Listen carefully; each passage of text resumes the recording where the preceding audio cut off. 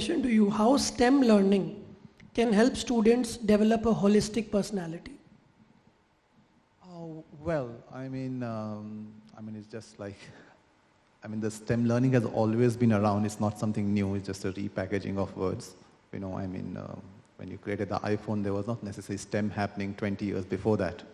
Right? So it's the same thing, you just repackage it every now and then. So after another 10 years, we'll call it something else so that it continues. So science, technology, engineering, math, they have always been there, they will be there. So there is anything new about it, per se. And people have been any which ways learning it because that's what keeps the world going. Like you need the lights, you need the chairs. So, so all of this is an example of that. And this we have been having a civilization for about 5,000 odd years. So being in this auditorium, when you see everything around you, this is an example of STEM. And auditoriums existed, 2,000 years ago as well, and so on.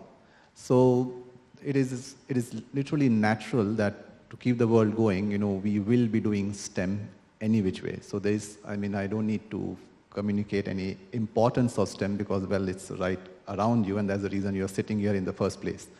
And whether you want it or not, you will any which ways be doing STEM because that's how life is.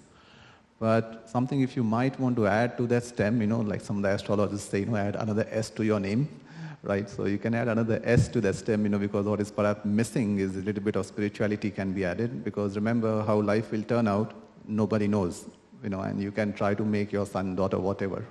And I think perhaps you can look at yourself and what you wanted to become and what you actually became.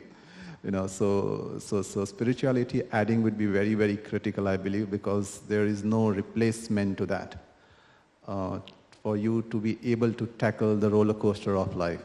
Yeah. And if that is missed, then you'll end up in the Western construct of modern psychology, and it has a bit of a terrible record, to be honest. Not that it doesn't work, but then we have a very good system, often sort of, let's say, embedded in our religion.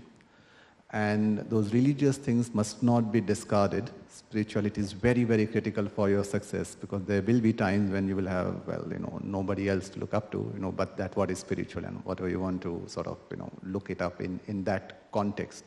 And just to add to that sort of STEM thingy, so the language increasingly spoken of whether something is lucrative, as Dr. Jain mentioned, the primary requirement is compassion. But, the primary focus seems to be lucrative.